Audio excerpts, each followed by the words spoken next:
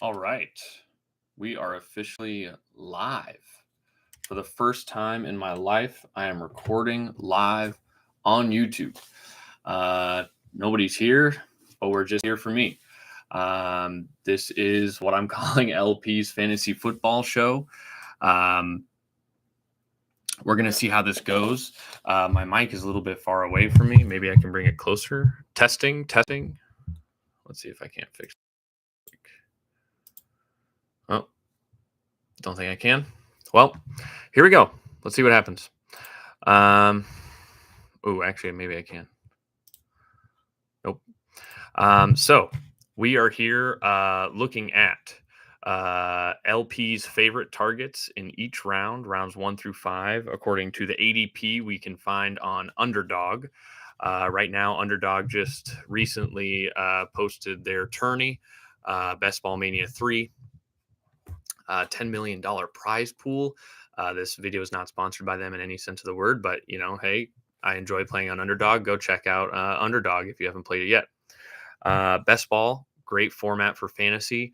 You get to draft, and you don't have to worry about setting lineups. Your best players each week automatically get put into your starting lineup. Each person with the best lineup wins. Some things I'm kind of doing. This is I'm kind of starting this because it's something I've wanted to start for a while, and I've put it off for a very long time.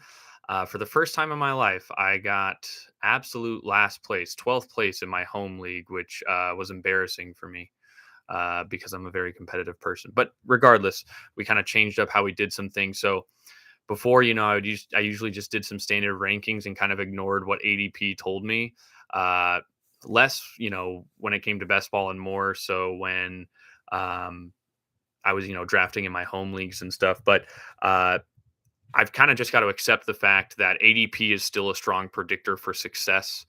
ADP is sharper than it ever has been. I thought still last year that I might be able to kind of play the game a little bit and play against ADPs, and that just doesn't really seem to work. And so I think it's a really smart idea to just basically bake into ADP, and instead of drafting players based off of just how I think they will do in fantasy, also drafting players based off of cost.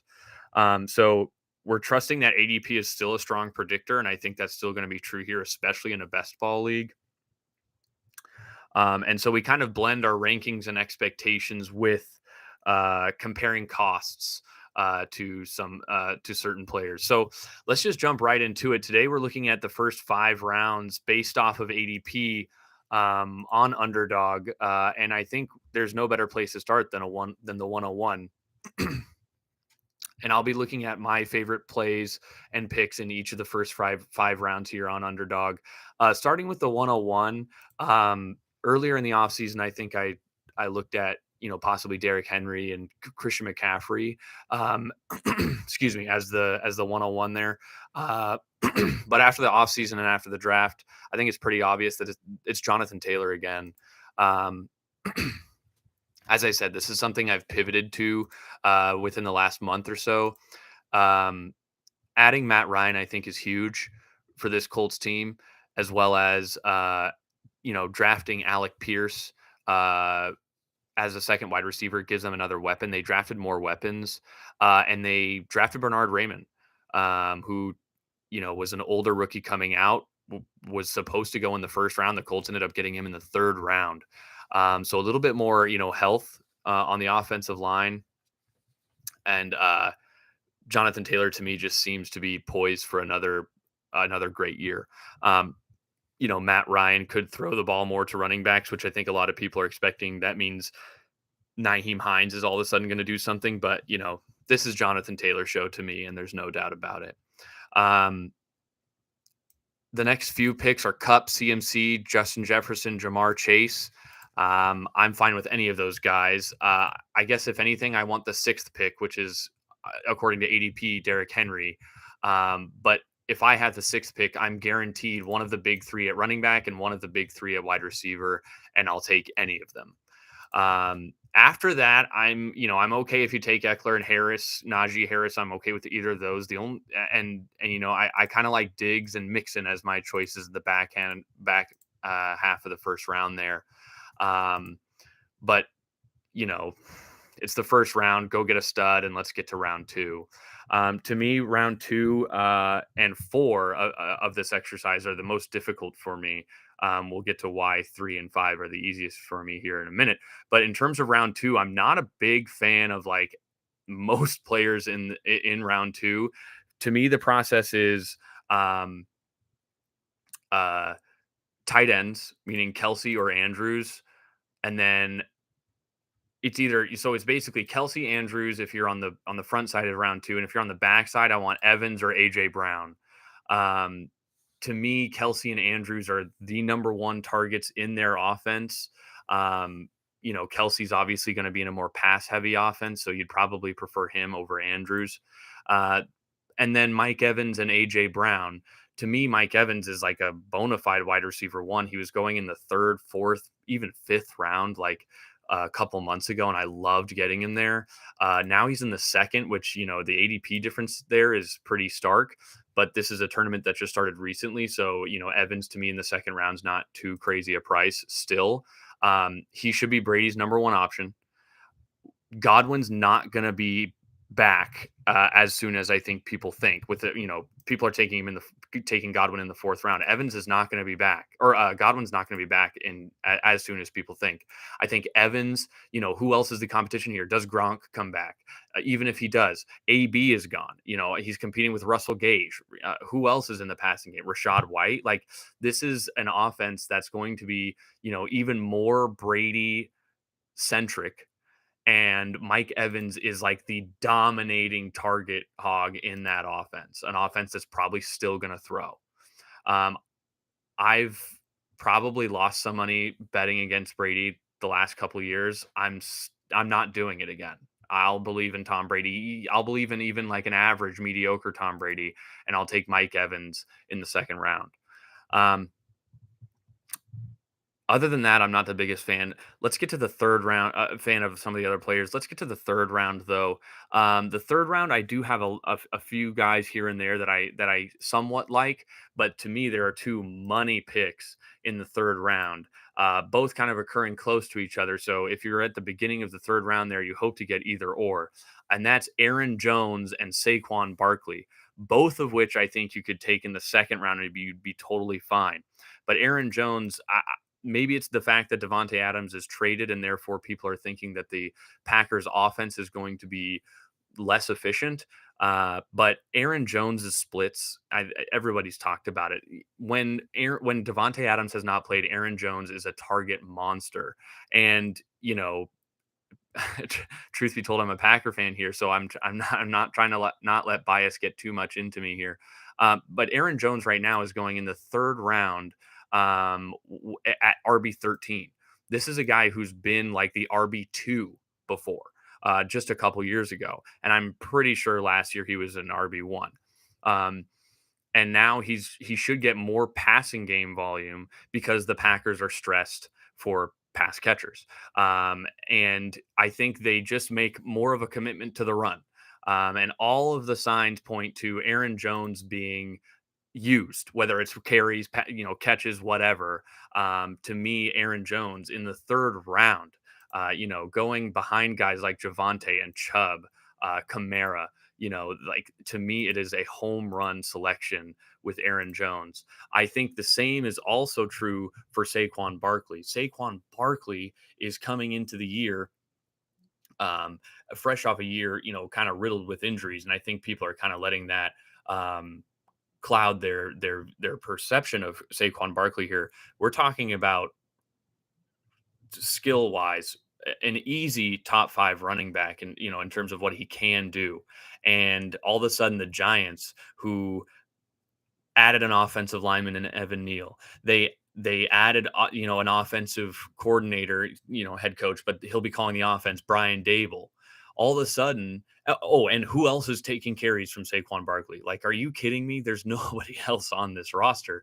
Saquon Barkley is probably in the best position to succeed in his entire career.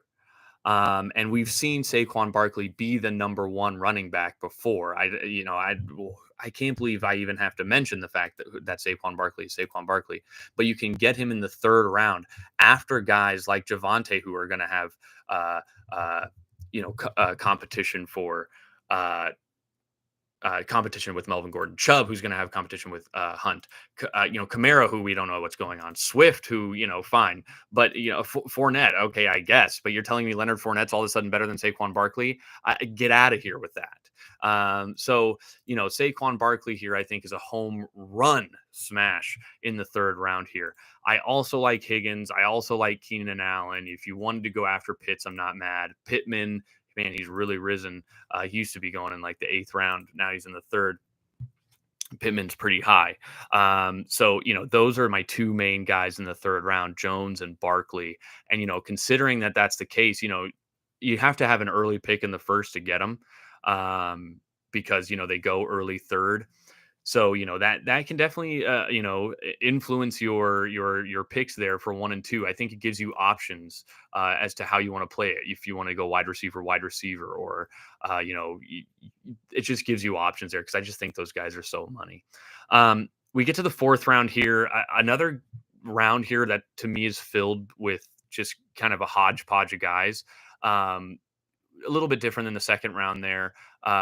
But a similar strategy here. I'm attacking the tight ends, I guess.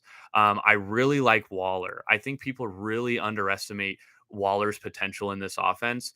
Devontae Adams is going to, I think, play well. But the defense is going to account for Devontae Adams. Waller's never played opposite a Devontae Adams. Devontae Adams is going to make Waller and Hunter Renfro's life way easier. And to me, Waller was like the guy in this offense, and now all of a sudden he gets a pairing with Adams, which I think gives the Raiders sneakily the top 2 targets of any team in the AFC West.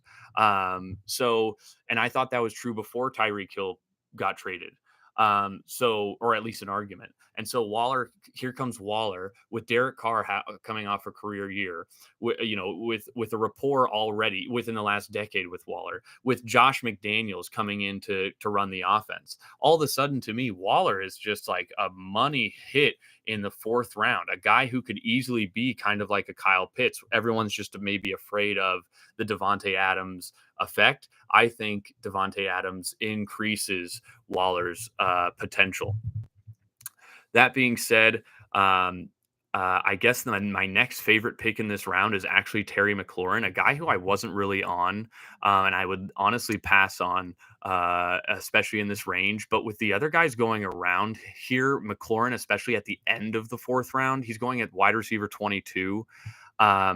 He to me just seems kind of nice. I like the other guys that I do like in this round are Hollywood. I guess Lamar, Kittle, Zeke. I'm still kind of on the fence about, but I like a little bit Herbert. So if I'm going Waller or Kittle, great. I feel like should be taking Kittle in the fifth though. I thought this last year with Kittle. If Lance is the quarterback, I think this offense could hit the moon, and I think Kittle could really just go ham on touchdowns, kind of like a James Conner effect, where the offense is really good and this guy just gets rewarded because I think Kittle's one of the better weapons on that team. But it's really hard for me in the fourth round to bet on touchdown luck. That to me just does not seem like a good bet. So we'll see. We'll see. I mean, I think Lance is starting. And so, I guess Kittle's okay here, but I'd really like to take him in the fifth. Hollywood, I'm kind of okay with just because Nuke and the rapport there. Nuke is out and the rapport there with Kyler Murray. I'm not in love with anyone in the fourth round. Same thing with the second round. I'm just not in love with anyone. The fifth round, though, I'm definitely in love with someone, and it's Allen Robinson. And I've been on Allen Robinson this entire offseason, and I was really hoping his ADP would not climb because I used to be able to get him in the eighth round, like around pick 80, which might be more like seventh round. Regardless, that is so cheap. I still have Robinson as an absolute money smash, mainly because number one, it's the fifth round. It's the fifth round, and he's the wide receiver two on a team, which I get, but it's the wide receiver two on the Rams. Now, here's some other guys that like Mike Williams is a wide receiver two on a good team with way less evidence that he's good. Way less evidence that he's actually good at football. I think he's good at football, but what I'm saying is Robinson's had more sustained production. Uh, Metcalf to me, he's the number wide receiver one on a bad offense. Cooper is the wide receiver one on a slow, possibly good offense. We'll see what happens with uh, Deshaun Watson. But those are guys going in the fourth round, at the beginning of the fourth round. And then you've got Judy and Sutton right before Robinson. To me, Robinson is the wide receiver two. Like a legit could be the.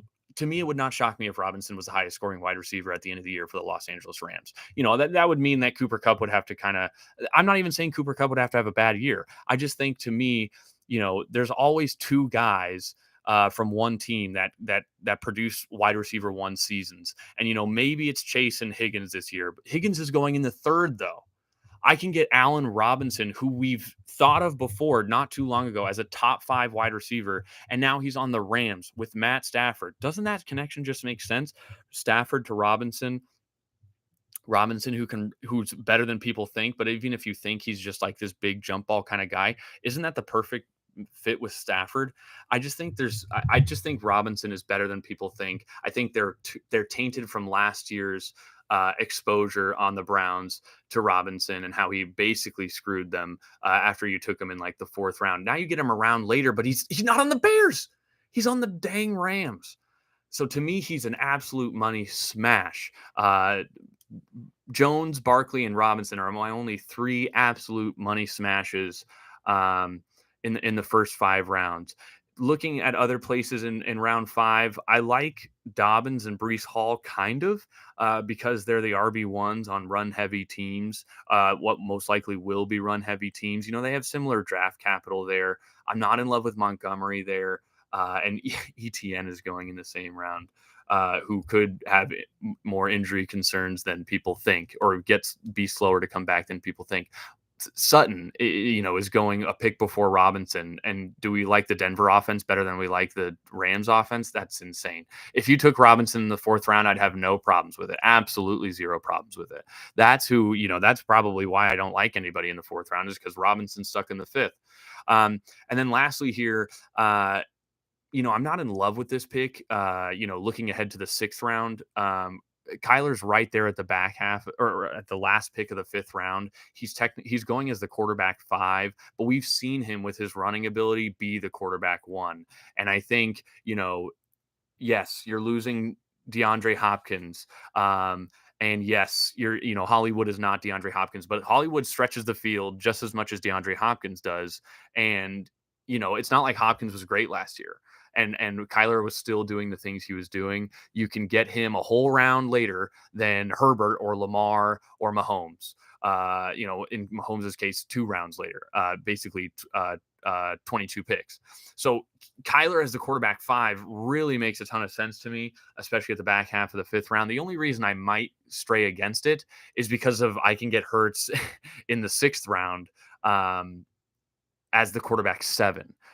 Which is also insane to me. But that's for another day here. We'll look at my favorite targets in rounds 6 through 10. We'll see how far I go here. I did 1 through 5, maybe 6 through 9, maybe 6 through 10. We'll see. But so far, those are my favorite targets. I'm gonna go draft on Underdog at some point here, probably on on Saturday. We'll see what happens. But I don't know if anybody is actually here. There's nobody here. So we're just going to finish the stream. 20 minutes. I'm not mad at it. Thank you, Dagan. Thank you, LP, for actually doing this today and accomplishing something for yourself. This has been LP's Fantasy Football Show. I'm going to try to record Tuesdays, Thursdays, and Saturdays 3 times a week. I'll be doing a lot of my drafting on Underdog, and I'll be streaming here on YouTube on those days I mentioned. Thanks to me, and good night.